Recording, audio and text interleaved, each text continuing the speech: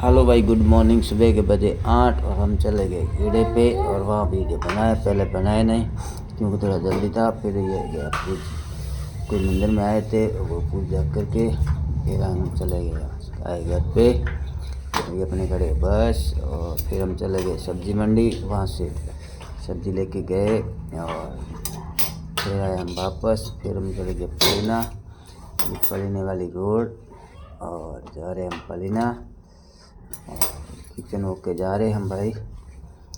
और फिर हम आए वापस और अपनी गाड़ी जानू और फिर हम जा रहे पलीना वापस। और ये रोड को वापस जा रहे और